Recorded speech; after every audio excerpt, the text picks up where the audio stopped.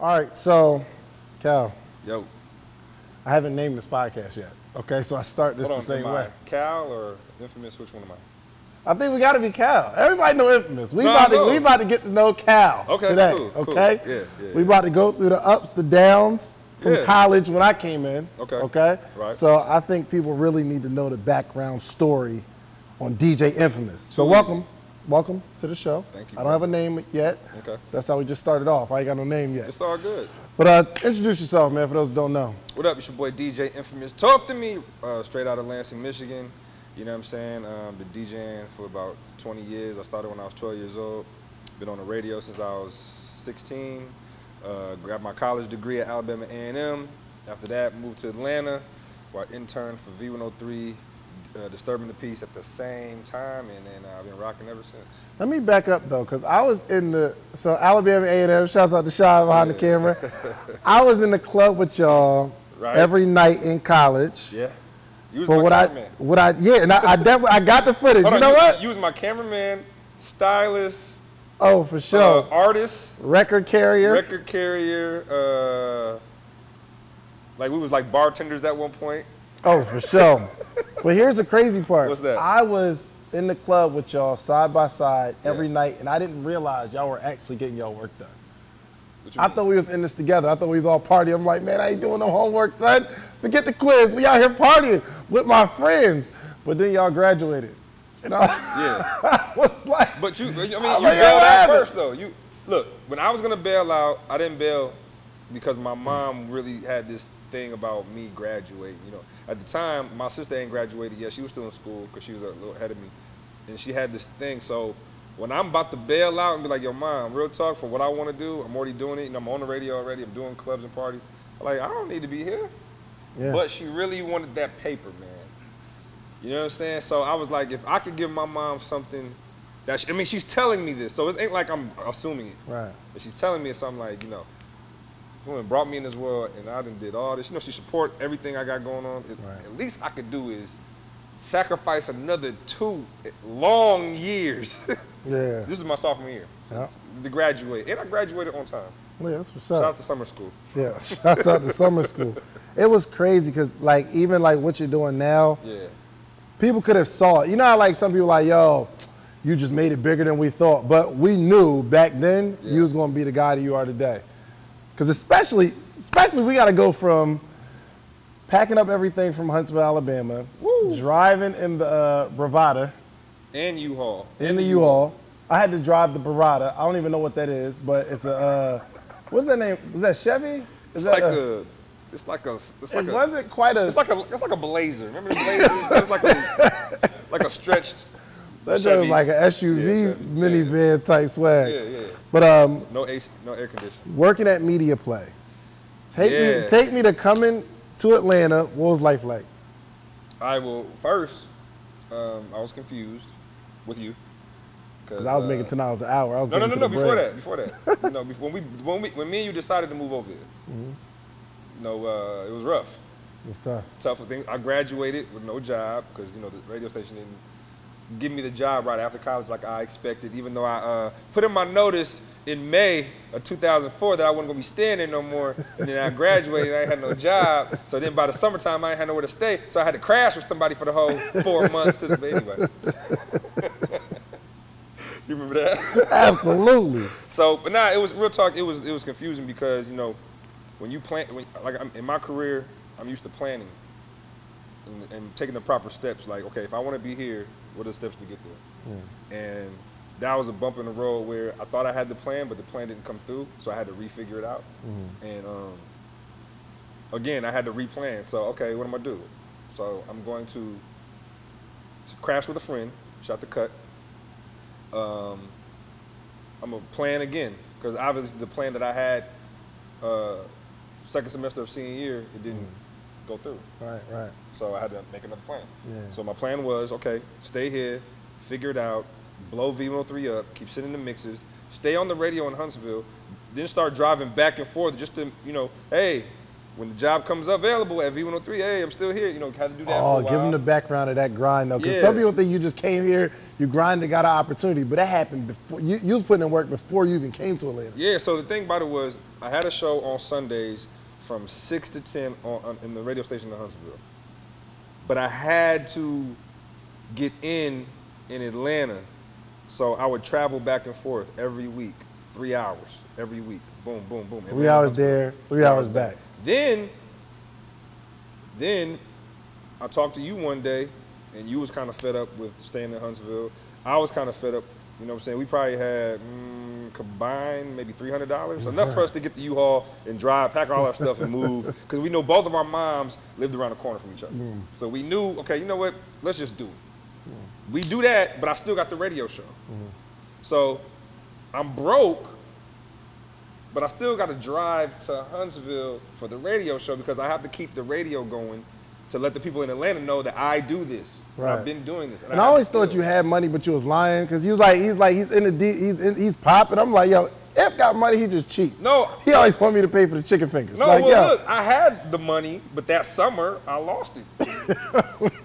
I mean, because you got to think, summertime in Huntsville, at that time, you know, the fraternities ain't throwing parties. And the main clubs, you know, it's like when college is out, a lot of people go away. And so it wasn't a lot of money that summer. So if I remember when I graduated, I had like maybe $3,500, $4,000 just from DJing. Right. But then, by the time August comes, that didn't dwindle. When you're driving back and forth from Atlanta, oh, for sure. And you're paying your rent to your homie that you're staying with, and then just, the grind. So by the time we actually moved, I probably had $400 to my name. So how many trips do you think you took back and forth, the whole tenure of going to V103? A whole year. Every weekend? Every weekend. Look, check this out. V103 didn't hire me. The AM, WAOK, which is the other side of V103, the AM station, they hired me. And I was doing this show from Monday through Friday, back up. Back it all the way up. I'm going back and forth. I can't find no job here in Atlanta.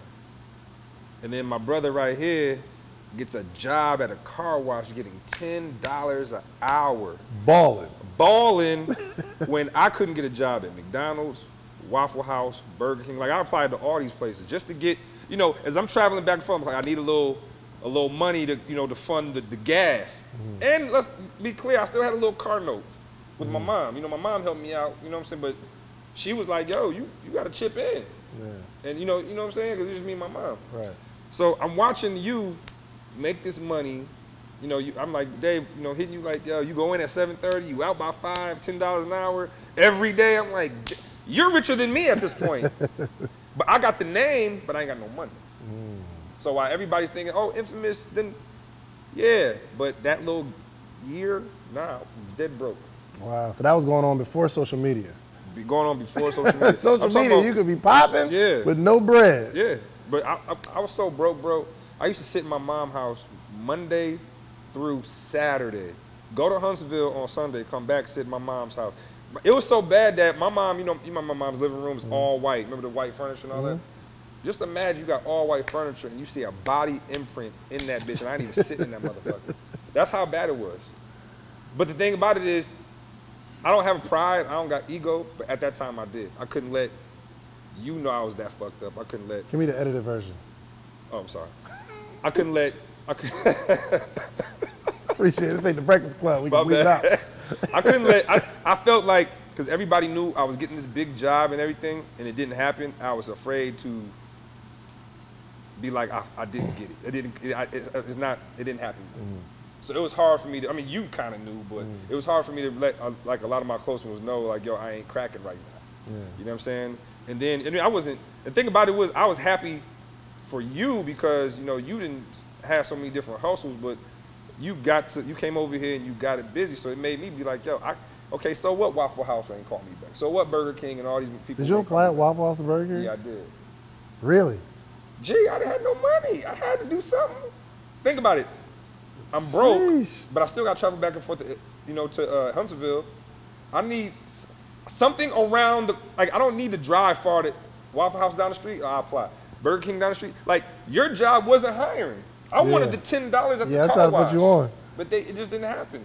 So after months and months of being depressed and like, dang, man, Mom, I need another $100. I got to go to Huntsville. You know, my mom was giving me that $100. I always told her I'd pay it back too.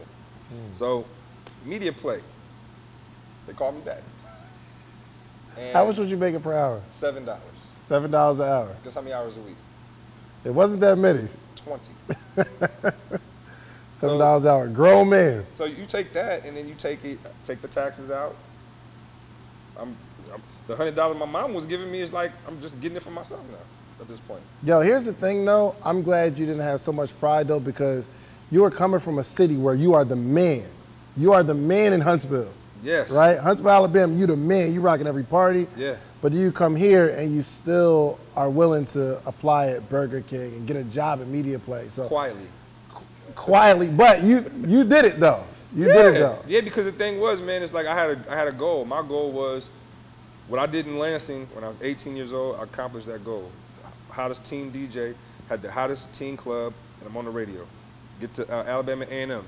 Not knocking the college radio station, but I wanted the city station. Accomplished that. Clubs, accomplished that. Everything. I accomplished everything in those 4 years. I just needed the next challenge. You know what I'm saying? And Atlanta was it. My mom was here. You know, I've been through Freaknik. I was here in Atlanta for All-Star Weekend. I just see what I could become in a major city. And it's like testing yourself. If you want to say you're going to do it, you got to test yourself. When everybody's thinking like I'm from a small city, then I travel to another small city to go to school. I need a challenge. Go to the big city. If you want the challenge, you got to go somewhere where it's popping and it's big. And that's exactly what I did. I'm like, yo, I don't care if I'm broke or not. I'm still going to do this. I sacrificed a lot to do this. You know what I'm saying? So I get the job at Media Play. They tried to fire me like every month. Because, you know, I ain't gonna front, I never really had a 9 to 5. Right. So I didn't know how to report to people and meet quotas. Yeah, you were so like awkward in that joint too. Wasn't I, yo? Like when you walked in the first time, didn't it just seem weird? Yeah, I gotta tell you, like, so if a call, like, I guess they had to meet some kind of like media card quota or something like that. You're like, yo, Jerz, I need you to come in here and sign up for this little membership, man. I'm like, what? I don't sell 3 a week. I'm like, yo, I don't buy nothing at Media Play. It's like, yo, just bro, please. I'm like, is this DJ Infamous? This is crazy. So I just heard of you on the radio station? No, we didn't even got there yet. So I'm doing that, and I'm calling you to help me with the quotas, because the lady tried to fire me every week, but my manager was like, okay, you know how sometimes you just be feeling down, and you just need to vent to a stranger because they don't know you, but they'll listen? That's what I did to my manager. He was just like, yo, what's wrong? I'm like, man, I ain't supposed to be here, man. Like, I'm a dope DJ, man. Like, you know what I'm saying? I ain't even supposed to be working here. It's just, I just vent. And I'm like, he's also like, why are you here? I'm like, because I need money, because I got to go to Huntsville every week. I'm like, that's why I tell you, don't have me working on Sundays. Because of that. So he was like, oh, okay. So I show him everything that I do in the Huntsville. He's like, now I get it. I was like, but, yo, she be trying to fire me, yo. He's like, you got to meet the quotas. I'm like, I can't, yo, I don't know how to sell. I mean, Media Play was a store that sold CDs, media stuff, CDs, DVDs. So I liked the DVD section, the CD section, but they always had me like in toll. And then I'll be in music for like a week and, oh, you gotta make your quota. I'm like, I'm here for a week, I don't even know where everything's at. So bottom line, while I'm doing that, I'm at V103 every other day, you know? Then I get the job with the AM side. Then after I got the job with the AM side, it was like, okay, I got one foot in the door. I'm giving them the CD every week of my mixes from Huntsville. Yo, I'm dope, da-da-da-da-da. Bet. So one day, I went to go get my check at Media Play. Got that check. I looked at the check and was like, oh my God. Now I'm at Media Play 8 months at this point. I go get my check at the radio station on the AM side. I'm like, so now no, I'm on 10 to 12, $7 an hour. So $7 an hour here, $7 an hour there. Yeah, it's cool, but it ain't, you know, what I was used to. Right. So then, so you have to go up there every day for $14? Yeah. I was a producer of this talk show. He talked politics for 2 hours. I'm a DJ and I think you're ready to blow your brains out. No, so look, I'm running the board, you know, play his intro music, put his mic up, and then he talks politics, and then it's commercials, and I play the commercials, and after that, I pull him back up to talk. Then after, I play his drops, and it was like CNN for 2 hours for me. And I'm 21 years old, and I'm just like, again, I don't want to be here, but V103 is right next door. It's like I'm getting there. They already knew me because I interned. Right. But it's just when the hiring process, it just wasn't there yet. Right. So, come to get my check at the radio station. Tasha comes down the hallway. Infamous, come here. Tasha. Love. Tasha Love. So I say, hey, what's up, Tosh? I used to intern for her, so she was like my sister at that point, but she wasn't in position to just hire me right away, which I understood. I understand protocol when people, you know what I'm saying, with jobs and stuff like that. So she says, yo, today's your lucky day. Now, no, this is 7 months now, 8 months. Now, no, when I say 8 months, it's 8 months from driving every Sunday to Huntsville for a 4-hour show, which that also pays $7. I got to work at Media Play, $7. And I'm on the AM side, another $7. The $7 man out here. Yeah, so we're saying $7, but just take the taxes out. Feel me? Take them taxes out. Because I know everybody's like, yo, it's a lot of $7. But now, when you add it all up, it's like, all right. Such a long way from what we were just talking about Exactly. today. Okay. Let's see, this is, okay, we got so much content.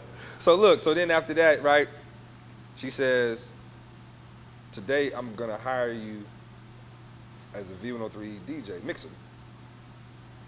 So I was like, today? It's like, today. Did it feel like Kanye when he was like, yo, you think Rockefeller still? Nah. In my head, real talk, and I didn't tell her this, but she'll probably, when she sees it, she'll probably be like, I didn't know you thought like that. I'm like, it's about damn time. In my head, I was like, it's about damn time. You gotta think, I interned for V103 in 2004, going into my senior year, driving back and forth, then graduating, driving back and forth, like it was a process. I didn't give up. But when she said that, I said, bet. She was like, you start tomorrow. I took my backpack off, I had a mix ready. Because the thing is, I knew the format, and I was just waiting for that time, for that moment. I was already ready. Wow. I did fresh, it's a video I posted on social media. I used your camera. That I'm in my mom's garage practicing. Remember I got that orange shirt on, I got a full head of hair. And I'm DJing, practicing. In the back, you can see my mom's car. Yeah, oh, for sure. I remember it vividly. That was your camera. Remember I know it. He was like, yo, let me borrow your camera. Like, yeah. What? So I always made sure I kept myself polished in case. This is the thing. People got to understand. You always want to be ready. You never know when opportunity gonna knock. And I'm the kind of person where I'm like, yo, I never know when somebody's gonna be like, you, let's go. Do I want to be like, oh, or do I want to be like, bam, let's go, I'm ready. Right. You know what I'm saying? So that happened. But here's the thing. Just because I got hired at the radio station doesn't mean I could quit the other jobs. I still had to do the other jobs. A lot of people think there's a lot of money in radio. It is, but with the position I had, it was $7. It was another $7. Oh, so even when Tasha hired you, it was $7 just on a bigger station? For the mix. Gotcha. So $7 an hour on the mix side. Right. So I had they gave me 2 slots, 9 to 10, which I've been with Greg Street 13 years now. Wow. So, but here's the thing though. Here's the thing. You would think that when I tell you, Dave, I got on the radio, you like, oh, I bet. You would think, oh, I could quit the jobs, I could, nah, I'm still at Media Play. Wow. I'm still at Media Play. Wow. I used to go to work, it'd be like 8:45, stores closing, 9 o'clock, coming up next live on the mix, DJ Infamous, let's go Infamous, and you'd hear my mix as I'm sweeping in my floor. And my coworkers would be like, yo, this new dude jamming, and this new dude, and I'm just like, yeah, sweeping. Crazy. Putting up, I had to put CDs alphabetically and DVDs, which took forever, so I'd really be there till like 10:30, 11, but I'm listening, for that hour, I'm listening to my mix. And I'm like, crazy. Hey, I killed that. Sweeping. They like, yo, who is this new dude? I don't know. My pride. You can't know that's me. Right. You didn't reveal your identity? Never. My manager knew because I told him like, yo, he was like, so what you gonna quit? I'm like, they ain't paying me up that much. Nah, I've still gotta be here. So I kept doing it. Now, I did let go of the Huntsville gig because now I'm like, okay, Now it's hard for me. I got a lot on my plate now. It's like it's a lot. Even though I ain't making a lot of money, but it's just a lot to do. Pre-record my mix shows for V103 because at the time we wasn't live. Work at Media Play and go to Huntsville for one day and make it. Oh, let me tell you this. When I went to Huntsville, I do my show 6 to 10 Sunday, leave either that night or leave at 5 in the morning the next morning to make it to V103 in Atlanta by 10 a.m. My man went live at 10 a.m. So I really technically had to be there by 9:15 to show prep, to know what he's gonna talk about, know what guests he's gonna have. So just imagine traffic between going to two cities. Sometimes I'll be like, yo, I'm tired, I can't, it's 10 o'clock, I don't even wanna go to Atlanta right now. I just wait till the morning. Gotta wake up super early to drive through 2 cities of traffic to get to V103 downtown Atlanta by 9:15. I used to, by the time I pulled up, I'd be stressed. I'd be like, yo, I'm tired, I don't wanna be here. Then I gotta go home and pre-record some mixes. Then I gotta be at Media Play. It was a lot, so I had to cut the Huntsville thing up and let it go. And then I'm gonna tell you what happened. My name's, I didn't quit the Media Play gig. I told my man, I'm like, I need a little more time. Now that I'm here, I gotta conquer the clubs.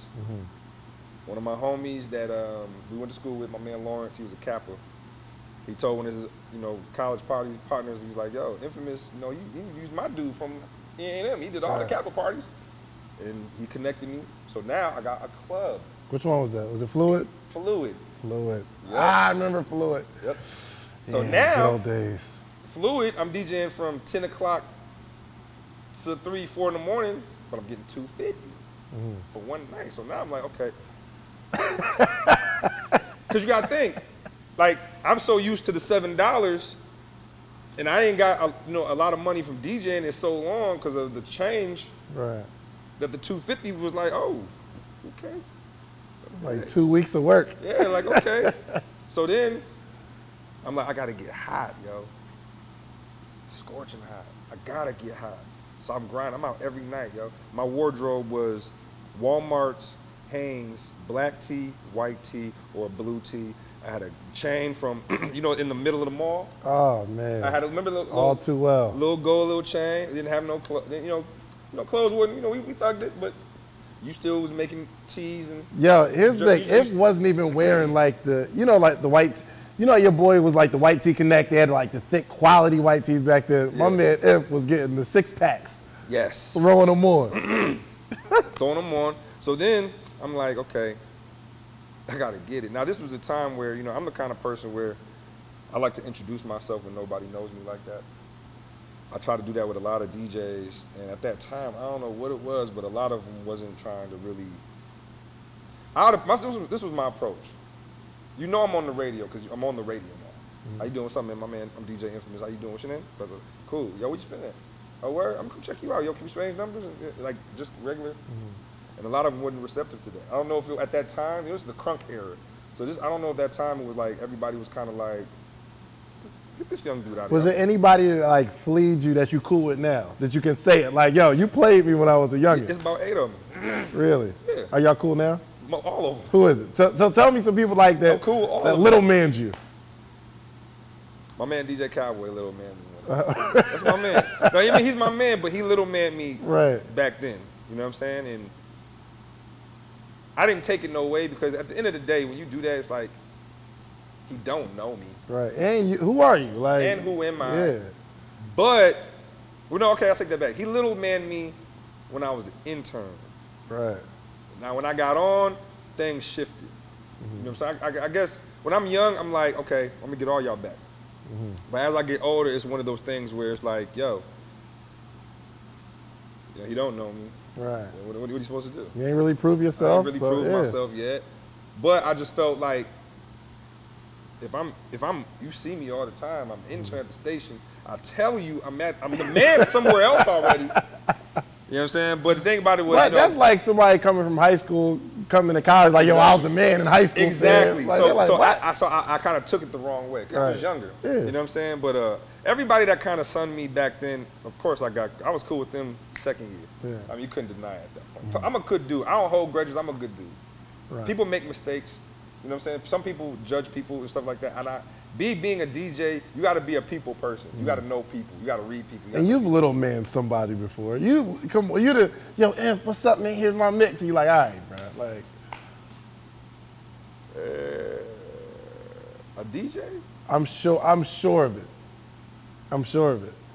Because as you get hot, there's always like that next generation that's coming up, like trying to hit you, like yo, yo, yo, and you like, all right. I mean, you just get tired of it, like yo, okay, like do some work first. Do what I did. No, you know what I do? I don't little man nobody. I just say, show me to where I need to rock with you. I keep it. I just say stuff like that. I mean, you understand? This was it was a different time, and I get it. I get what time it was because when I got on, I didn't little man nobody, but I just was like, okay, yeah.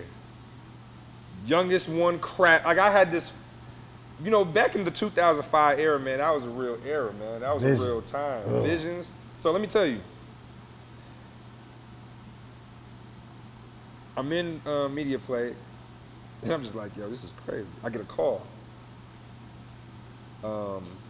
We just started live broadcast from Visions, and my PD says, yo, Frank Ski, who does the morning show, and he DJs, and his Friday nights at Visions was his night, Rolling Sexy. He's like, yo, Frank, no, not Frank. You can turn it off, Shy. You can turn that one off. Not Matter Frank. of fact, let me turn this one off. Hold on. Yeah. Let me turn this one off. Keep that one on, Shy. Let me turn that one off. This one's right up below. Huh? Yeah, it's cool. 71. Go ahead. So here's the thing. He said, We good on time? at the time, Okay. All right, at perfect. the time, we just started live broadcast from the clubs on the radio. Cowboy opened, Frank Ski closed. He calls me and says, yo, now no, I only got fluid. Still at media play. Right. Still got my 2 hours on the radio. Right. Monday and Tuesday, 9 to 10. He says, yo, Cowboy, you know, can't do the gig this Friday. Do you want to take a stab at it? I say, heck shit.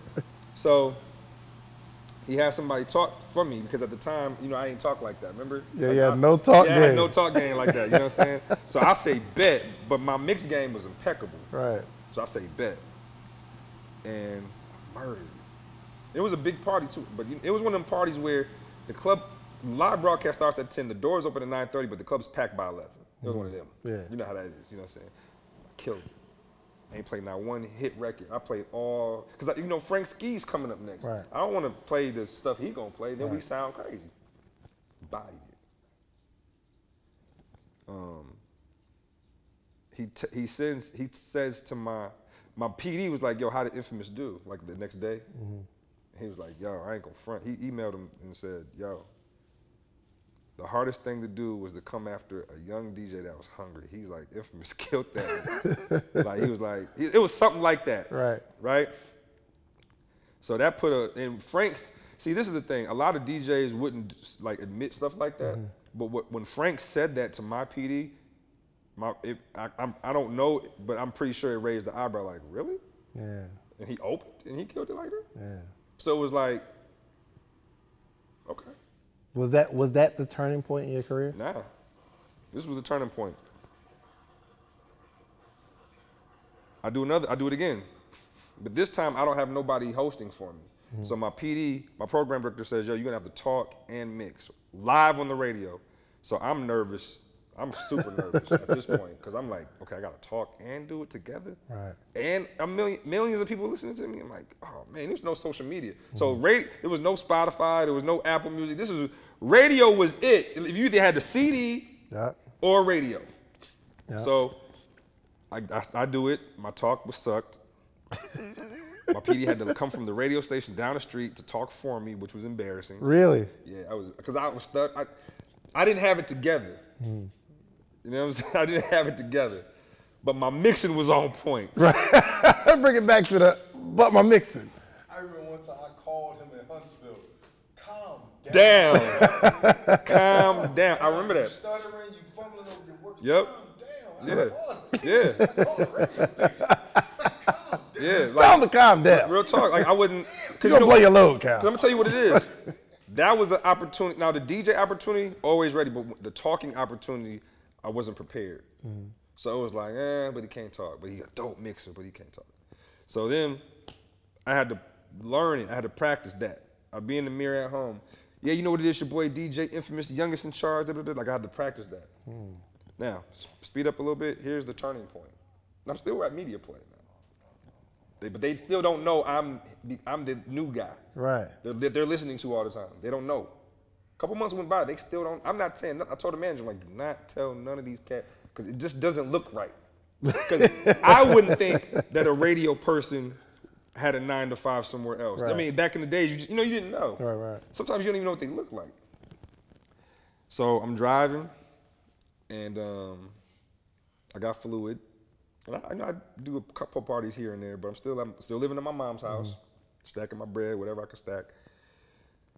So I'm driving past Phillips Arena. I'm going to pick this chick up to go get some food and chill. And then Alex called me.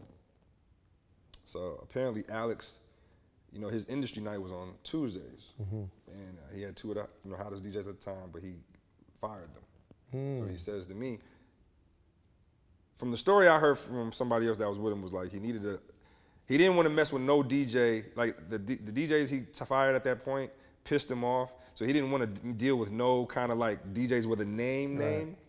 So they was like, who's hot, but they ain't got no name, but can rock this thing. And a couple of people was like, yo, get the new guy. Right. So he called my phone, was like, yo. I'm like, what's up, Al? Because I worked with him at that point a couple times.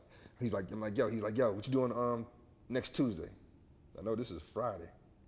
I'm like, nah, chill. Probably working at the radio station. Actually, I gotta work at Media Play. So he's like, nothing, chilling. He was like, yo, I need you to DJ Jeezy's party. Now, no, let me give you. This is that era. Yeah, let me give you this. Jeezy put out a Trap or Die mixtape that had the streets going crazy. Jeezy owned the city. He owned every trap everywhere. His first album release party, his first album was a super big deal. Now, no, here's the thing. Let me set this up for you. It's Jeezy's album release party at Visions, hosted by Usher. This is the same year Usher sold 10 million records off Confessions. BMF is still out. It's still going on. Right. Like everything that people didn't see, it's still going on at this point. Still happening. Yeah, this is the BMF era. It's still cracking, and it's all black party. And the world is coming. The world is coming. I knew what this was when he said that. I had to pull over. And I said, what? He was like, yo, I need you to do this party. I was like, bet. I'm thinking open. I was like, what time I get there? 9:30? He's like, nah. I need you to start DJing at 10:30. I was like, all right, cool. What time I get off? Like 12:30? Nah. Close. I was like, who's DJing with me? He's like, nobody. Just you. I was like, who's gonna play the music? He's like, Gazelle. Now Gazelle, you remember Gazelle? Shouts out to Gazelle. Shout out to Gazelle. Gazelle ran the lights. He actually got me in a store too. Like he got my clothes in the store too. Shouts out to Gazelle. Shout out to Gazelle. Gazelle, he did everything. He opened, DJ'd, ran the lights, sound. He did everything. Gazelle was, shout out to Gazelle. Cause every time I see Gazelle, I love seeing Gazelle. He held me down. He's a good dude. He looked at me with Junior in the store. Yeah, man. So now at this point, I'm having this conversation with him, and I'm sweating, like of nervousness in it already.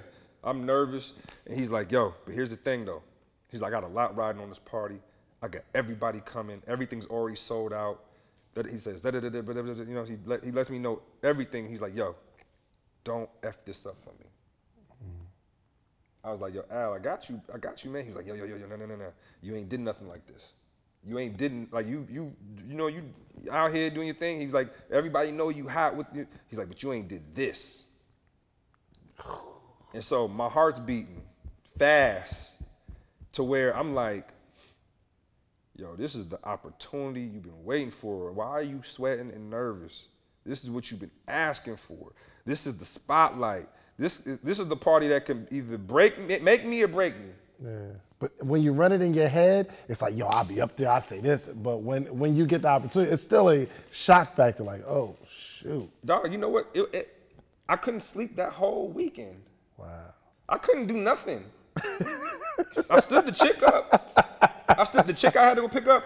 Right. She's like, where you at? I'm like, I got something else to deal with right now. Right. She thought it was like something wrong. Like, nah, I gotta focus on this party. Like, and it's all black. You know, I ain't had no bread like that. You know what I did?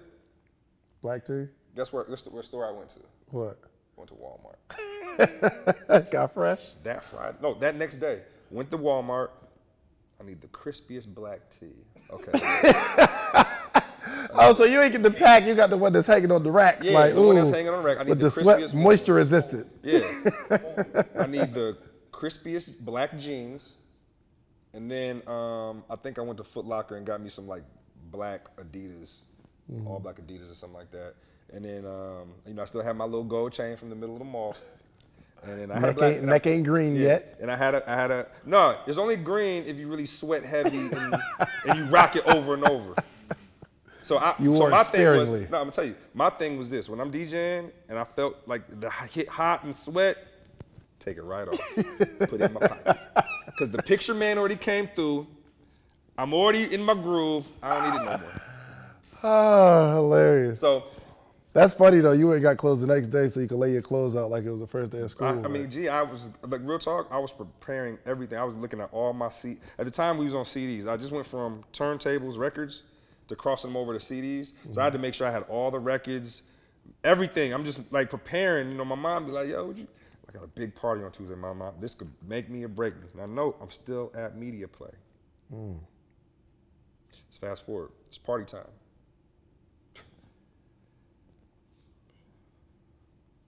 All day. Hands shaking. All day. I'm talking about from the time I woke up, the time I went to work. I went to work at Media Play. Really? I went to Media Play, played my mix, had my black, went from Media Play, changed clothes, wore my all black. You going to the all black party? Yeah, I'm about to go over there, you know what I'm saying, mess around. I'm DJing. Get to the club. One of my homegirls was like, Infamous, what is wrong? I'm like, yo, this hand can't stop shaking. They're like, you nervous? I'm like, hell yeah. I'm like, I ain't never DJ no big ass party like, sorry, no big A party like this. I appreciate it. You know what I'm saying? And she was like, take a shot. So she gave me a shot of Grey Goose. Like, man, she's like, take another shot. Because she was a bartender. I took 5 shots before they opened the doors. Really? And then by the time the doors opened and I seen like how the spill of people was coming in, I took another one. So now I'm like low-key buzzed to calm my nerves. Yeah. Like, I was really nervous.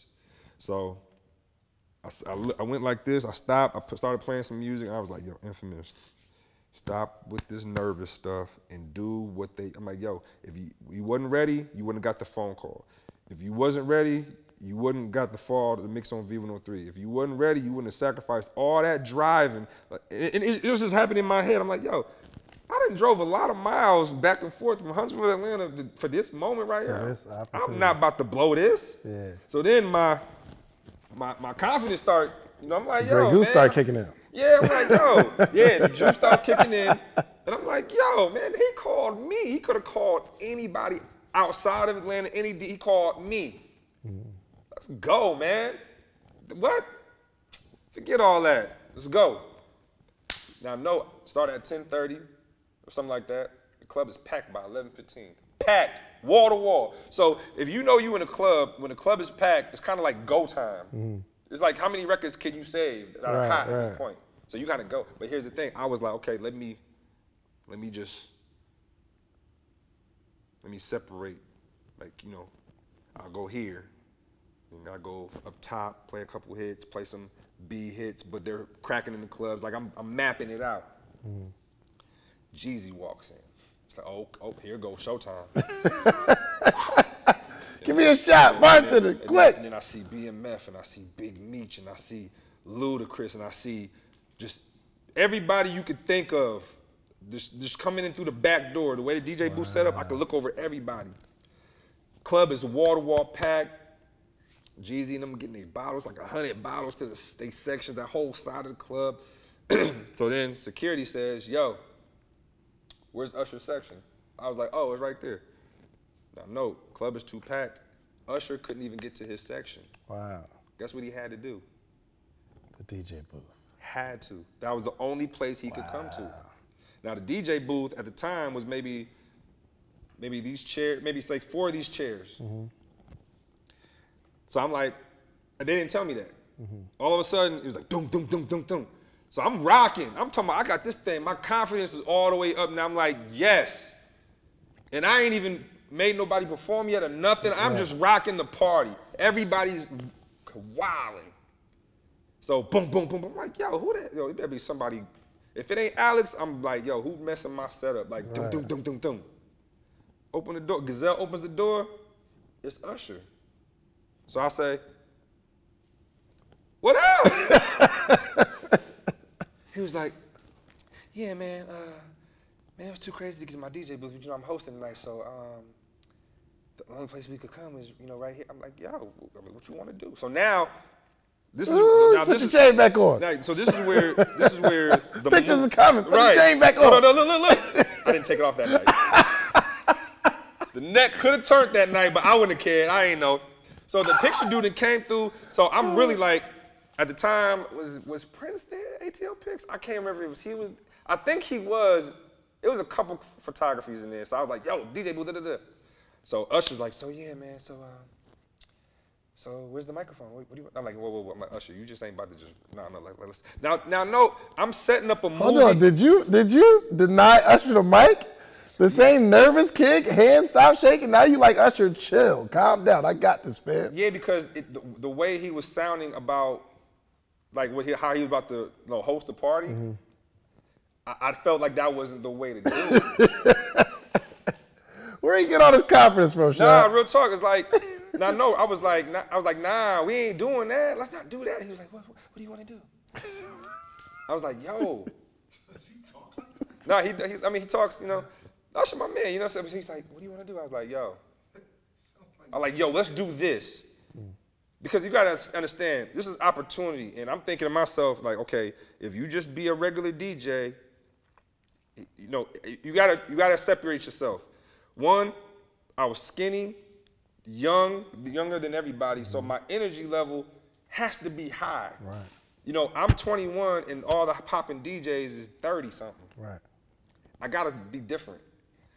So in my head, like that quick, I was like, yo, this is what we gonna do. Because nobody expects you to be here. They all expect you to be over there. So what we gonna do is, you see this crate of record? This it was like a case, like a turntable case that was closed. I'm like, you see this? What you do is you stand on top of here. I'm gonna stop the music and say something to make everybody look this way. Gazelle, when I do that, you put the spotlight on us, and then we stop the music, and then I'm gonna have like 2 of your records. I'm like, no, don't perform, but just like let's just tease them, like what's that record he got? Bad Girl.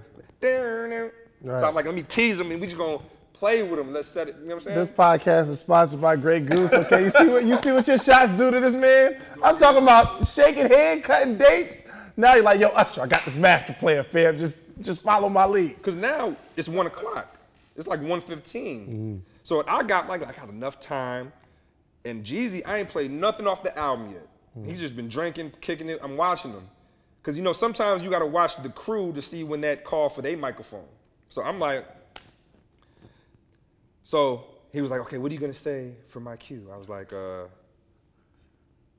don't know. Just I don't know. I didn't really know. I'm like, damn, he really is like following my lead on this. Right. And yes, some of the liquor, but at the same time, I'm thinking, I'm like, right. If I don't do it now, I'm gonna miss this opportunity. I don't know if I'm gonna have this opportunity again. Yeah. I never met Usher in my life. Yeah. He just sold 10 million records. He's the biggest artist on the planet. And we talking back and forth, so that was a moment for me already. Yeah. So he stands up there, so a couple chicks see him, they like, oh my gosh. I'm like, okay, I gotta do it now. So I was like, what am I saying? I stopped the music. Oh, Ish, it's Usher. He in the DJ. What, Usher, what you doing? Like something like that. And then everybody just stopped him. So everybody looked, they like, I'm talking about, I felt the screams of women like the wind. It was like, I just all breath. It was just like, you know what I'm saying? And he's like, yeah, man. So he stands up and just, I'm talking about, now I'm like, yeah. Movie. Cameras, everything, every action. He was like, yeah. He's like, Jeezy. He's like, I couldn't get to the section, so I'm you know what I'm saying? I'm like, I pull the record back. Everybody's like, He was like, what's your name again? I was like, Infamous. DJ Infamous. It's I-N famous. I-N famous. Because no, here's the thing. I only said my name twice because I didn't want to miss the party up. I was, you know, I didn't know how to implement it within the talking at that point. Right. I came from DJing from house music, and then I didn't have to. I always felt like I could DJ a dope party without having to say that. That's how I came in. In high school, I used to say stuff. College, I used to say stuff, but this was a big stage, man. This is a whole different level. So me and Usher do our thing. Now at this point, Alex didn't. Shout out to Alex, man. He's just smart. At this point, Alex did made. Check this out. Alex gets barricades from outside and makes a way for Usher to get to his section with the barricades. He made like a little lane? Like security's coming in with barricades, moving people back, and they put barricades from the DJ part booth. Of the African-American Sea? Look, the DJ booth is up here. This is the crowd. The section's over here.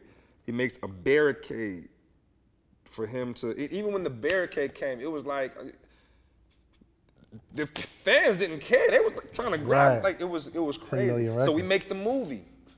So then I don't know which one of Jeezy's people it was. I just saw somebody do like this that was next to him. So I'm like, oh, bet. And I know we made this movie with Usher. I'm talking about killed it. Killed it. I'm like, yes, heck yeah. Cha-ching. Gotta get the mic to Jeezy. How the hell am I gonna do that? Usher barely got to me. So, me and Gazelle like, yo, how we gonna do this? Gazelle was like, oh my God. I'm gonna get it to him. I'm like, Gazelle, you weigh about 100 pounds. Ain't no way you getting through that. He's like, nah, I'm gonna do it. I'm getting through, I'm gonna do it.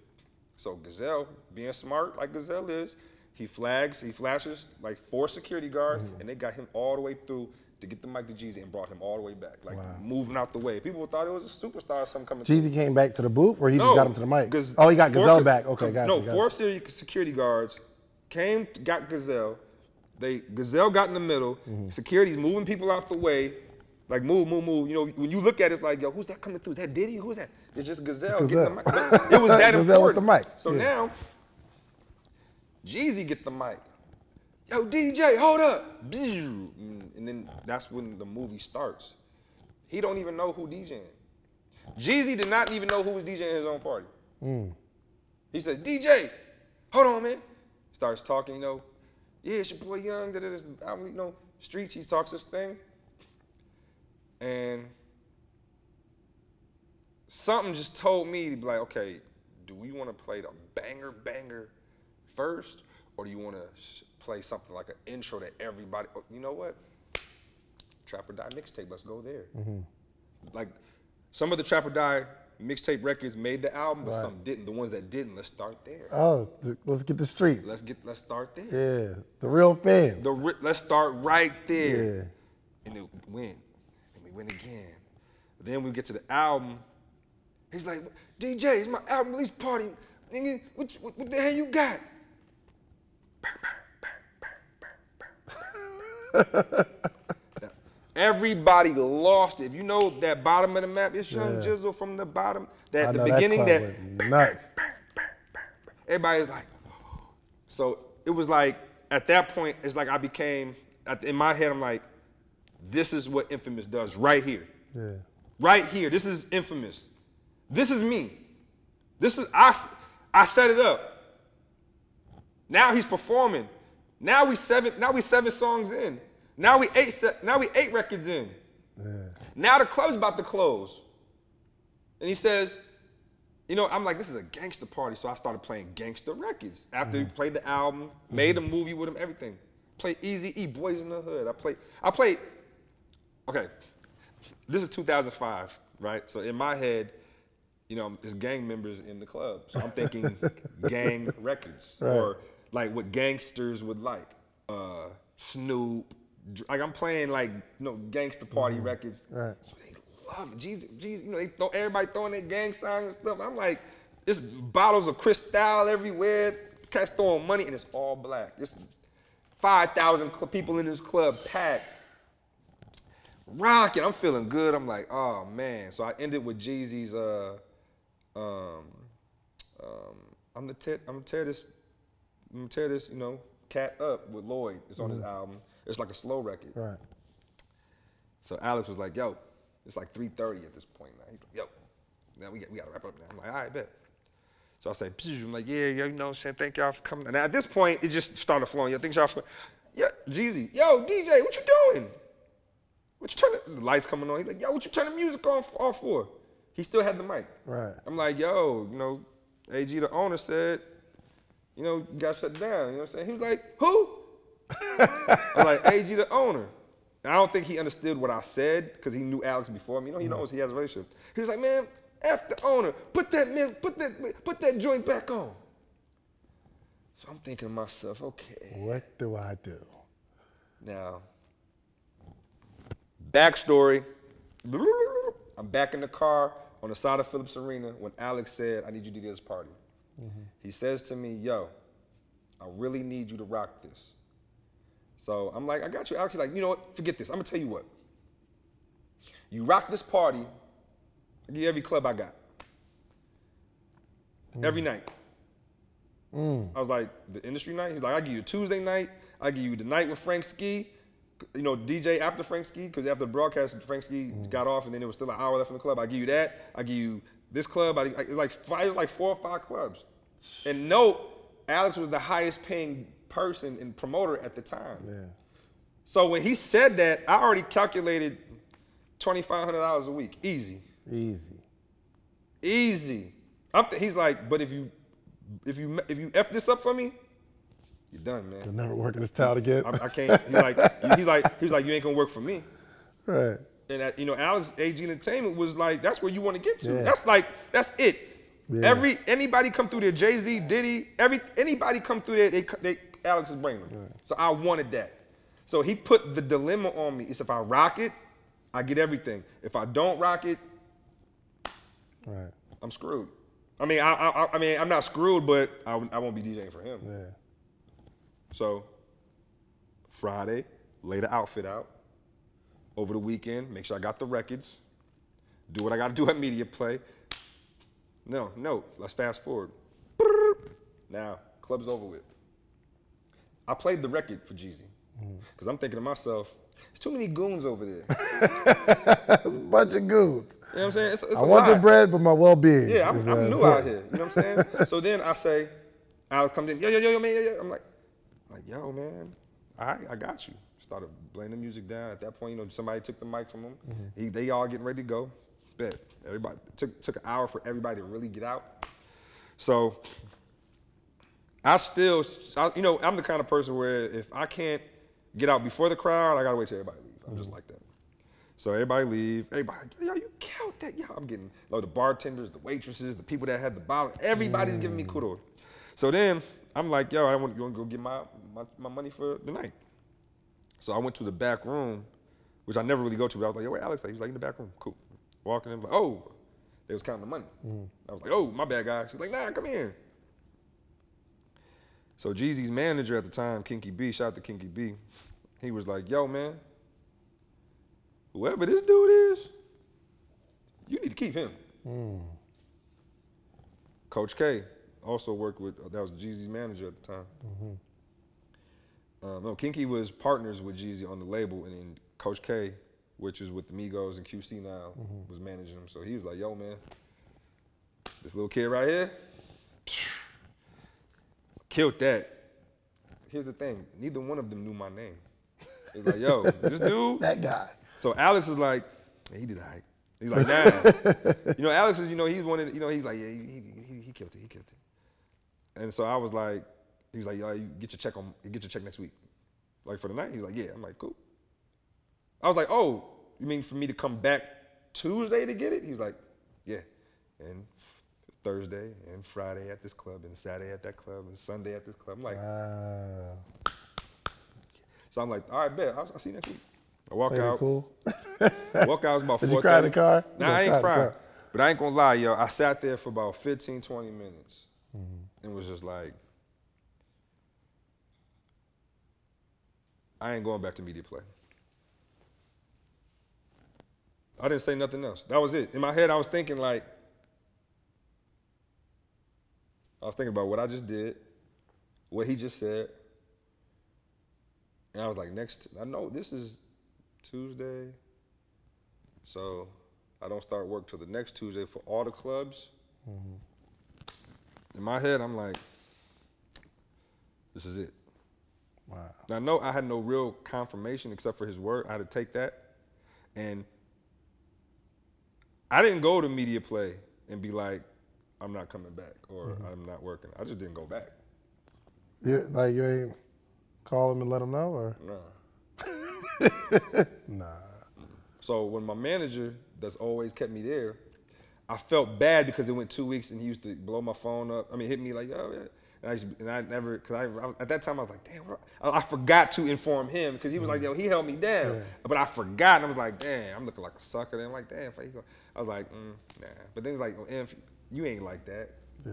You ain't that kind, you ain't like dude that's helped you out when somebody was trying to fire you every month. Like you ain't like that. So I called him, was like, yo, man, went and had lunch with him, told him everything. He was like, you ain't gotta tell me shit. I was in the club. Word. He was like, I'm in the club like, Oh, that's why you put the all black on and you was ready to go. Oh, you DJ. Like, he was in the club while he saw it. He saw it, and he wasn't even looking. He was just, in the club and just looking like, is that Calvin? Crazy. You know what I'm saying? So I tell him, and he was like, I ain't even mad at you. But in my head, in the car, right after that night, I said, I'm not going to work at Media Play no more. It's a wrap. I went home. Next morning, I told my mom, Mom, I'm going to be out in a month. Yeah. Because, like, Mom, I'll get you a new couch or new, or whatever. Buy your mama couch. Buy her a car. You're out of here. So here's the thing. A month go by. Like, money was cool. I was like, look, found me a little condo. And then Mom's was like, you still got to pay me back for all the $100. Right. So I said, I said? Here you go, Mom. I'm like, Mom, I greatly appreciate you. You've always had my back, always held me down. I paid her in full, like here. My cousin had a condo. She moved out of it. I moved right in. My first, living in Huntsville, rent was for us was like $300 a month. Oh, for sure. Came to the condo, rent was like $850. You know what I'm saying? Like things is moving. Like now, Ryan Cameron, I get on his show at the 5 o'clock slot. And I got the 9 o'clock slot. He labels me the youngest in charge because I'm moving. I got chicks. And he flaming you on the air. And he roasting me at the same time. You know what I'm saying? Which the roast helped build me up too. Right. Because it's like, yeah, you the DJ Ryan be talking about, but I'm in the club. But it's all help. So now, I'm the youngest in charge now. Yeah. You know what I'm saying? Now, man, get this chain out of here. Throw that chain away. Go to get me got me a real one, and things just started turning around. Now I'm like, yeah. The DJs that, was like, man, get out of here. Now they like, yo, like, yeah. You know what I'm saying? Bodied every club in Atlanta for the last 10, 12 years, right? After that, it was just go time. But here's the thing, though. As hard as I worked to get there at that point, and I'm 21, 22 years old, in my head, I'm like, okay, I got to maintain it. Because just like how my journey was, in back of my head, even though it didn't happen, in the back of my head it was like maybe it's another DJ that's thinking, that's looking at me like that. Yeah. You know what I'm saying? Yeah. And so after that, it was just on. It was on. Like I just like, okay, I got to maintain this. And then at the same time, when I got on Greg Street's show, at the time, the DJs that was on his show, I felt like they should have been bigger. You know what I'm saying? Like I always respect DJ Jelly because DJ Jelly, not only has been on V103 since the 90s, he's just always reinvented himself. He stays in his lane. He the way he does, could nobody do what he does. He just was different. The Big Oomp had they do their own thing. And I always respected Jelly for that. Yeah. You know what I'm saying? And Jelly stayed in his lane. He's humble, he's cool. But I told myself, outside of Jelly, because Jelly's a staple here in Atlanta. I don't care who you are. Jelly's a staple. I said, I'm not about to be coming onto this roster and I'm not one of the biggest DJs in Atlanta. You know what I'm saying? I told Greg Street, I'm like, yo, you was like the #1 personality out here. You know, he's an OG at this point. Oh, for sure. And I'm like, I gotta be the biggest dude because I'm with one of the biggest radio dudes. I can't be just regular mediocre. Yeah. So the formula that I was with Usher and Jeezy, the whole make the movie thing, I took that formula to every time Alex had a big party. And then guess what my second big party was? What's that? Puff Daddy. I mean, but you know what's crazy? That was like 2 weeks later from the Jeezy thing. Really? Were you nervous? Nah, I was ready, because at the time Puff is an entertainer. He's not a rapper. He's an entertainer, and I knew I could go from All About the Benjamins, Biggie joint, Total, May. I could go all the, I could do all of that. It's all Puff. And it's all, and the records that he's rapping on, and it was a party. And then guess what? Another challenge. He says to me, "Hey, yo, DJ," because you know the cats still didn't know my name like that. I mean, I'm still new, and yo, DJ, man, you gotta slow it down for the ladies, man. What you got? So okay, let me tell you how I think.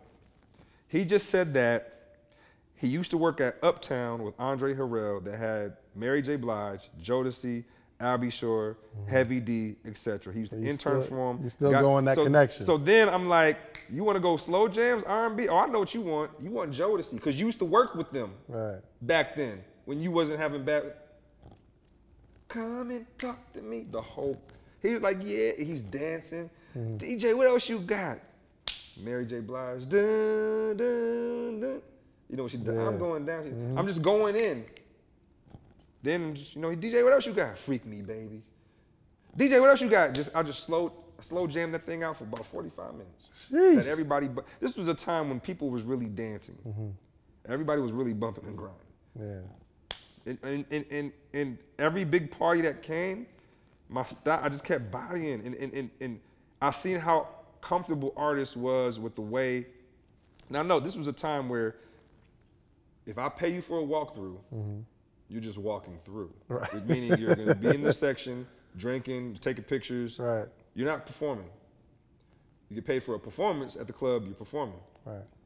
So in my head, I was like, yeah, but you here though, but you got records. Like you ain't gonna do 1 or 2 songs. So I used to be like, how can I make? So you shoving the mic in everybody's face? Not shoving, building.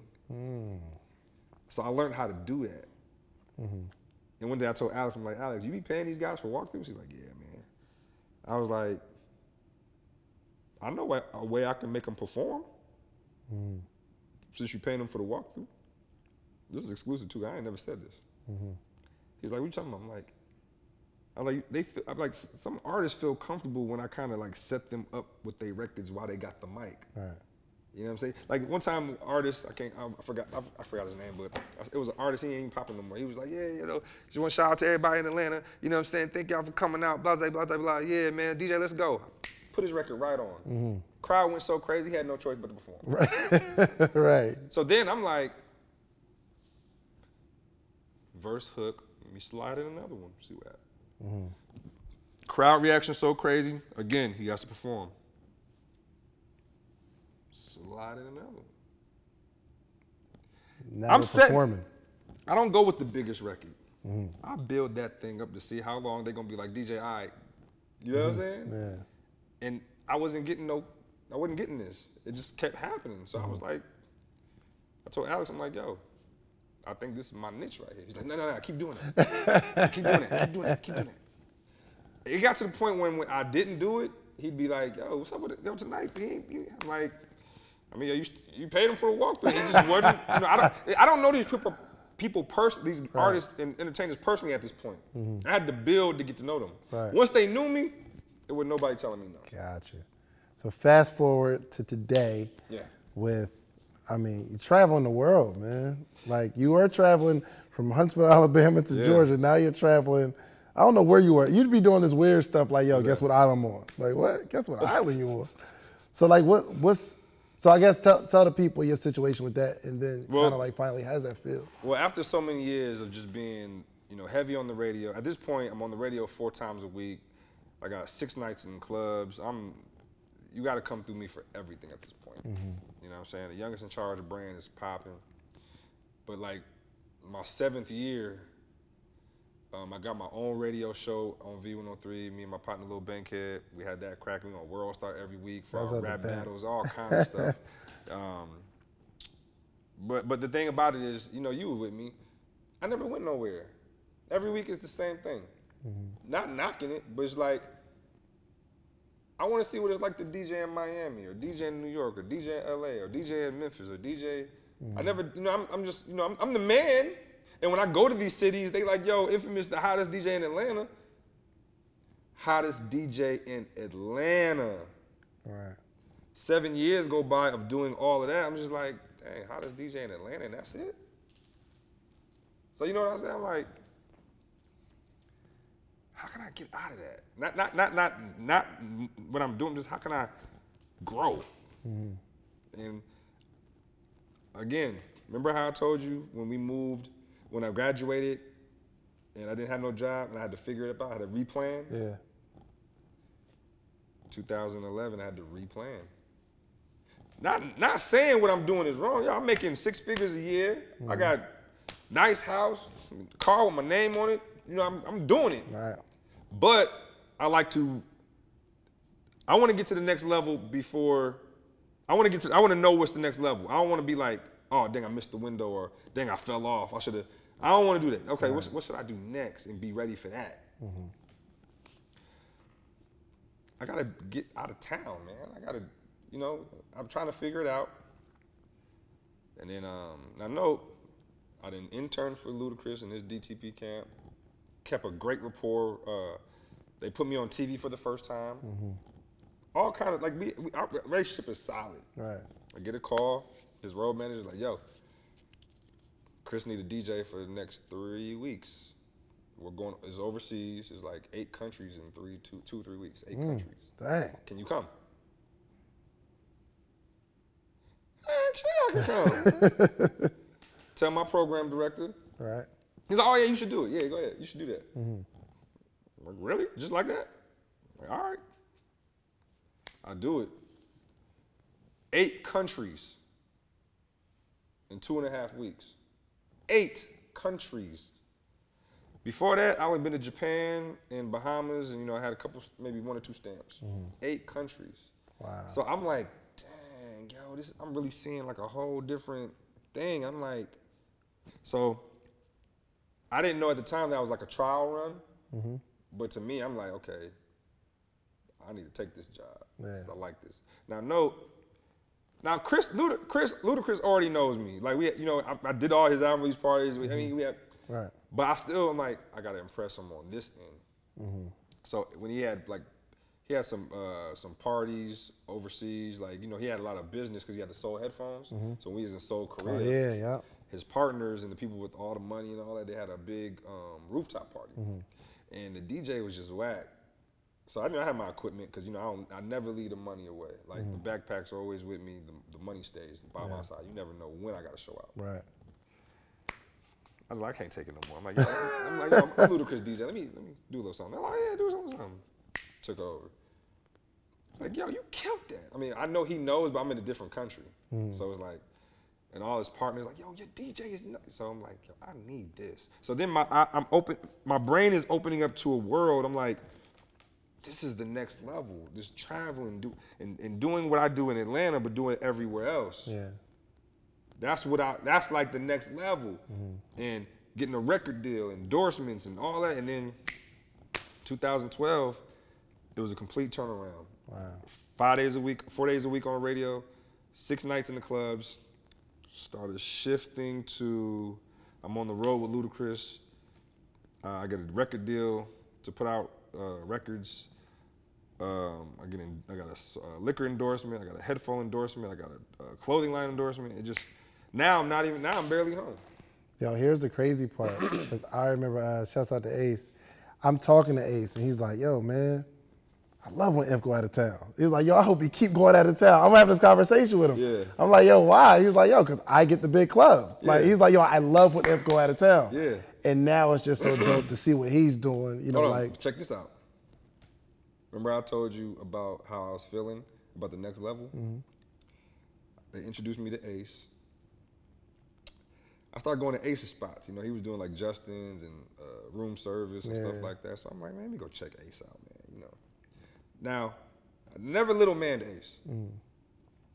Even though he wasn't really, you know, he's just DJing. I never little man Ace because he was so cool. And I was like, yo, man, you know how you feel somebody's vibe? Yeah. And you just like, I like him. Yeah. You know what I'm saying? He's cool. He's like, yo, Inf, man, he was just like, yo, Inf, man, you be killing it out here. I was just like, thank you, man. Like, of course I hear it all the time, but it's just the way, it's just his aura just felt inviting. He was like, yo, man, you should come check me out sometime. So I'm in the clubs, I'm DJing, you know, room service was late night, so I'm like, I'm hungry. Let me go check my man out, get some wings, check my man out, and I just liked him, man. Right. Like, you know, I mean, I don't even know him like that, but I just liked him. He's like, Imp. You know, I just liked him, man. You know what I'm saying? So I'm like, so then he starts, like for me, I'm starting to move around. So at this point, it's like, okay, we got to have somebody kind of fill in for Imp when he's moving, because I'm moving now. Right. And you know, Ace starts coming in position. So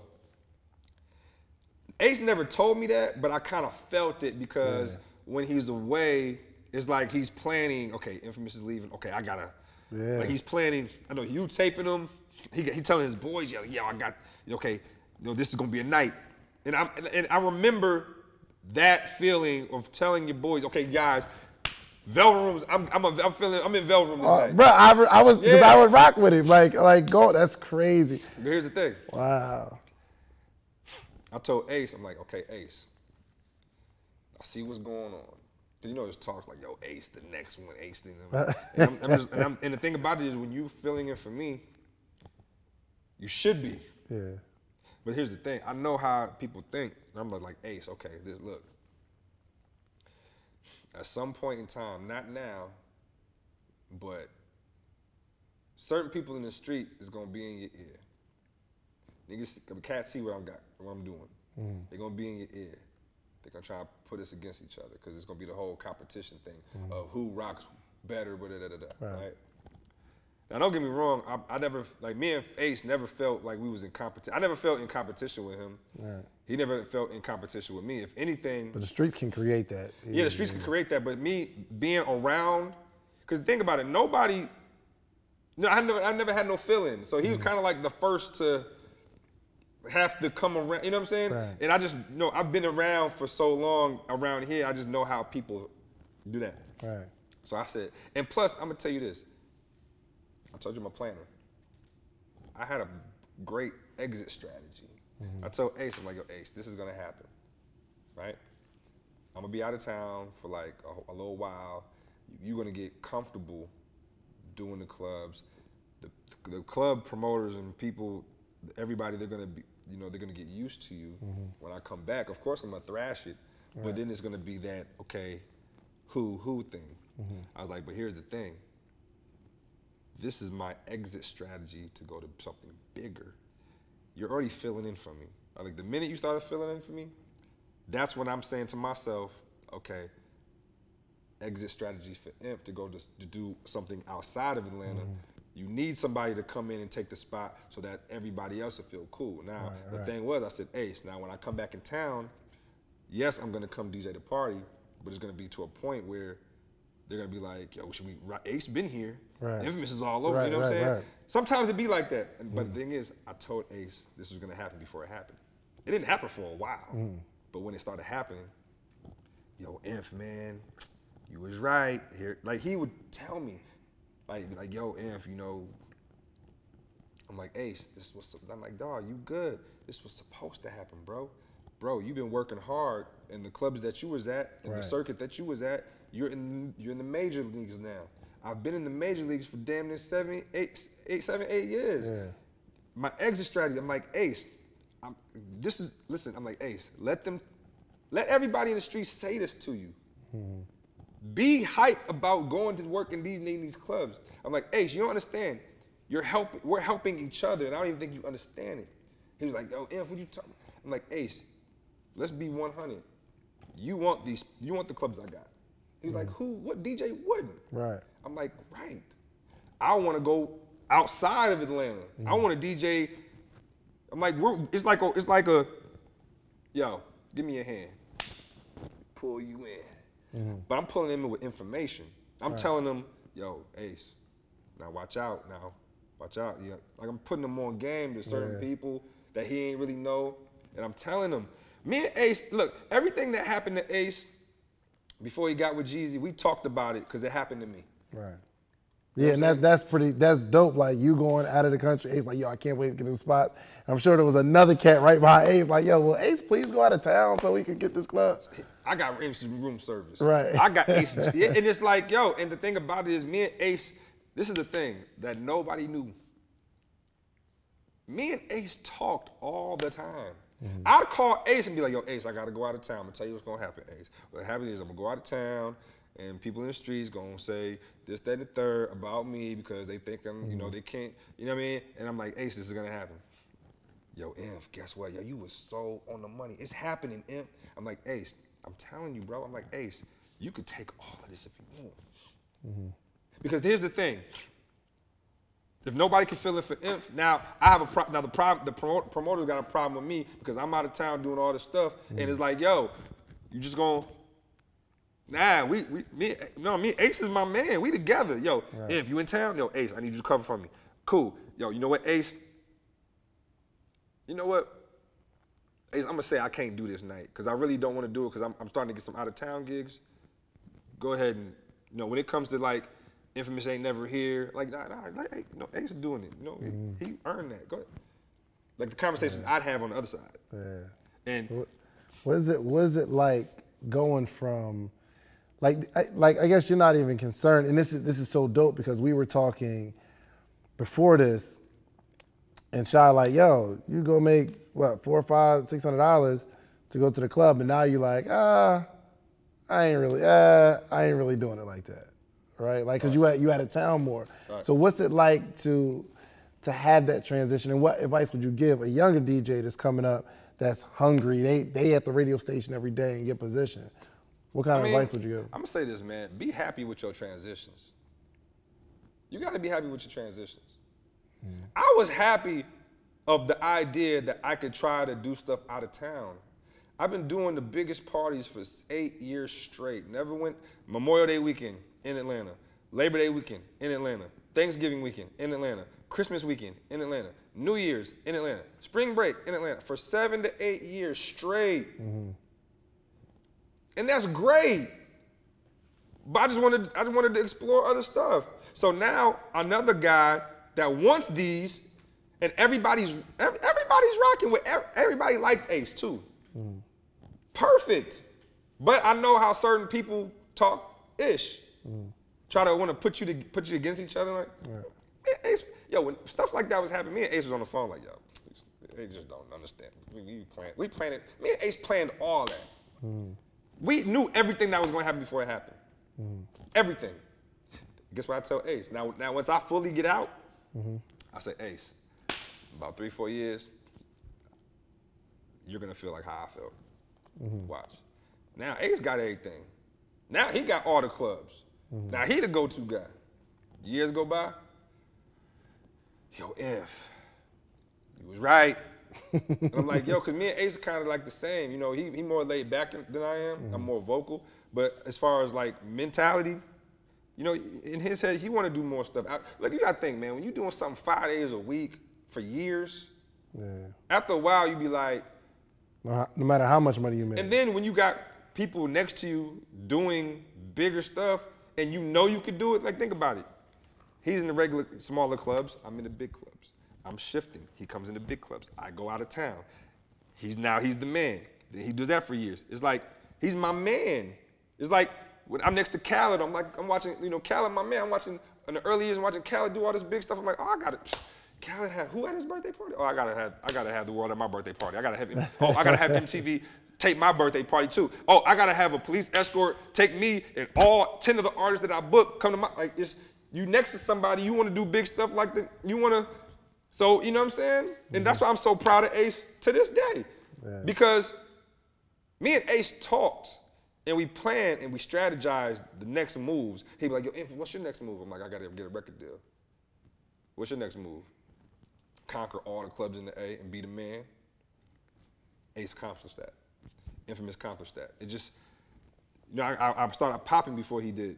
But at the same time, it's like, yo, that's dope. Like, yeah, Ace, yo, Ace, you need something from me? Yo, Inf, I need, like we like me and Ace we do that yo, real talk, we still do that to this day. Yeah. We still be like, yo, man, like, yo, Inf, I see you in Seattle, yo, hit my man up, my man here, he gonna take care of you, Inf. Yo, oh, you in Detroit? Yo, my man Sammy live in Detroit. Yo, Ace, look at what my man Sammy, yo. You know what I'm saying? Like, we do that to this day. Solid. Solid. And not to keep talking about it, but, you know, in the DJ community, a lot of DJs are like that. We are like that. You know what I'm saying? But at the same time, be happy with your transitions. And I was always happy with my transitions. And it was good to see somebody else like Ace see his transition. Yo, he used to DJ at Justin's. Now he on the road with Jeezy every week. Yeah. Road managing Jeezy. Private jets, like just, you know, so now that I'm out with Luda, you know, we be doing all the big stuff, it's just dope. Yeah, I think this was 12 years, man. You know what I'm saying? Crazy. Me and Ace ain't never fell out neither. Yeah. Never. That's what's up. Y'all owned Atlanta together. That's dope. You know what I'm saying? And so my thing is planning, executing, don't give up. It's like, I heard Eddie Murphy say one time, he was like, yo, when people say I got a plan B, you already X yourself out and doubted yourself for what you want to do. Yeah. He's like, if you want to do something, just plan to do it and just go do it. Do everything you got to do it. You know, some people like, yeah, I'm going to do this, but my fallback, if I can't, I'm going to do this instead, or my plan B is this. I ain't had no plan B. Yeah. Have anything that I said since we've been talking, have you heard anything about a plan B? Nope. And just like, and Shy can attest to it too, we watched it with no plan B, like, yo, all in, I'm all in. Like, I've never seen you say, yo, okay, until DJ start, I'm gonna get into real estate until this DJ thing pop up. Like, yo, it's been DJ, music, DJ, manager, DJ, music, the whole time. So like, I've been able to see that consistency. And you gotta understand, man, this was like, 12 years old, my friends is into sports, G.I. Joes, and all kind of stuff. I saw DJing. So my friends looking at me like, yo, what are you doing with these turntables, man? I'm like, yo, I'm DJing. 7th, 8th grade in my bedroom. And my homie's like, yo, Calvin, come out and play. Come hoop. Nah, I got to learn how to mix this record with that one. And I got to learn how to, with these buttons on the mixer, how to use, I got to learn that. That was me growing up. I played sports, but it was like, okay, play sports because I'm with my friends, but then that DJing, man, I could really, I'm not, okay, sports, let's be 1,000, just real quick. Basketball, always 6-man. Football, skinniest tight end in the world. You can move me out the way easily, right? But always 6-man. Right, but my boys played, so I want to play, but a lot of my friends was like, you know, all-American basketball, football players. But ain't nobody a dope teenage DJ. So I saw that lane early. When I turned 13, I was like, oh, all the DJs is what? 19, 20s? I'm 13? Let's go. Yeah, I will. I want to wrap it up, but like I want to say, just as a friend, I'm super proud of you. Oh, thank you, because you've been like just extremely consistent and just the same person, right? I don't think the city or the industry or the fame or the bright lights ever changed you as a person. Like, you always value friendship, you always value family. I mean, just to go to see from media play to literally traveling almost every day. When I call, it's not like, yo, what you doing? The first question is, yo, are you gonna be in town? When next time you gonna be in town? Right. And it's surprising when you're like, yo, I'm at the crib. Like, really? It took us a month to do this. Yeah. Oh, for sure. The first time you hit me about it, it's been like 4 to 5 weeks. I told Tay that today. I was like, she's like, you know, me and Tay was supposed to kick it, you know, tonight after the radio. And I was like, I can't, babe. I'm like, go. Me and David talked. Me and David talked at least 4 weeks ago about this, and I told him when I have a free week, because I'm here for a week and a half, which hasn't happened since February. That's what he said when I talked to you the other day. He's like, yo, a week and a half, I'm at the crib. Yeah, I'm at the crib, and I'm so happy to be here doing just whatever I can do. And that's why I told you, I was like, yo, last week you was like, Tuesday was the best time. After radio, you said, bet. I said, after radio, I'm coming straight to you. That's why I called. And here, this is planning. I know we're doing a podcast. David, are you filming this? You said, of course we are. Okay, well, let me make sure I'm not just, I'd have came if we just talking and just for sure. on Flip the podcast flops. and one shorts. Right. And guess what? A white tee from Walmart. My man bought the black one today though. Oh no, this is Calvin Klein. Oh shoot. Yeah, it's Calvin Klein. Oh, you get money these days. Yeah. Well, look, I gotta end all the podcasts with a prediction, man. Because you are a planner, you're a strategist. You think not only about what you're going to do today, but tomorrow. So I need you to give me a prediction of Infamous Calvin in the next 5 years, so that I can look at this 5 years from now to say, yo, he said he was going to do. He said he was going to have a record like that. So I want to know what your prediction for yourself in 5 years. Real quick, I want to own multiple businesses, which I'm about to start on that now. But to where, let's just say if I walked away from music, I'm super sweet off my businesses. You know what I'm saying? I want to have some albums out. How many years you said? 5? 5 years. I mean, still doing what I do, but okay, you know what, to be honest with you, I still want to keep doing what I'm doing. I love what I'm doing. Just elevate as far as how much I get paid, of course, as everybody wants to. Sure. But I really want to be on like the business side, like, I want to own businesses. You know what I'm saying? Like and I want to own more land. You know what I'm saying? I seen the value in owning land, owning businesses, having ownership. Like I own my own company, I own my own media company, I own my own record label, I own my own publisher company. I understand the power of ownership, investing your money where it needs to be. You know what I'm saying? I want a barbershop with one of my partners. Oh, really? You know what I'm saying? I want a restaurant, not just any restaurant. Like I have an idea for what I want. You know what I'm saying? I want to open a rec center for kids. You know what I'm saying? Like I want to do a lot of stuff. Shout out to LeBron, man. He opened that school. Shout out to LeBron. That's dope. Like stuff like that, man. Like I love giving back, man. You know, that's why I do my DJ Infamous weekend where I'm from in Lansing, Michigan. I've never done a DJ Infamous weekend in Atlanta. I felt like my city, Lansing, Michigan, where me and Magic Johnson from. And shout out to Denzel Valentine, he from there too. I feel like you been to CJ's crib? Not yet. I ain't been. CJ Quinny's. You know what I'm saying? Shout out to ET, all of them. You know, I heard it's big. I told CJ I'm about to top that. Nah, yeah, it's Chris. The pool is insane. Yeah, I told him I was out of town that day. The pool. But the thing is, like, I have a lot of stuff that I want to do outside of music. Yeah. You know what I'm saying? Like, my thing is I'm about to get in the cars a little bit more. You know what I'm saying? Me and Chris was on the Dub magazine cover 3-4 years ago, and that was my first magazine cover. Right. It was cars, and it was like, I wanted to get in cars, so I got my first old school 64 Impala. You know what I'm saying? And nice. You know, it's just a lot of stuff, man. You know, 5 years from now, I love doing what I'm doing. Yeah. I love being on the radio. I love touring, traveling, DJing. I just want to elevate it, make it bigger, put out bigger records as far as my singles. Right. Own some businesses, some real good businesses with my friends.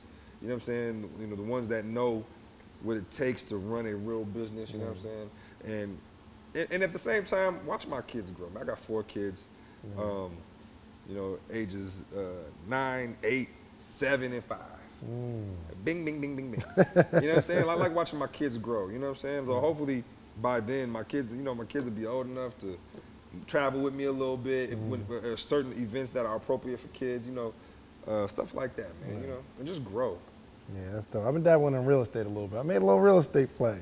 I've been doing a little real estate. Dave, lately. you know, I'm proud of you, man, because I ain't gonna front. Like sometimes, well, I ain't gonna say sometimes. I'll say a lot of times, like when I don't talk to you, I don't see you, and I see like your messages, and I see how hard you hustle, and I'll be like, yo, I'm proud of this dude, man. Like you ain't stopped. Like, yeah, man. You know, I don't know if y'all know this, but you know, he used to be called Jersey. He used to be a rapper. Oh, we got the footage. You know what I'm saying? He used to be like, he was my manager. Yeah, he was a lot of stuff, man. And for him to turn everything around and inspire people to be entrepreneurs, inspire people to be go-getters, inspire people to be like, you know, not to be lazy, to go get what you want in life.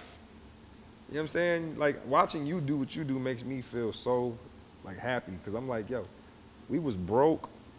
Our moms lived over here. We came with a couple $100 to our name.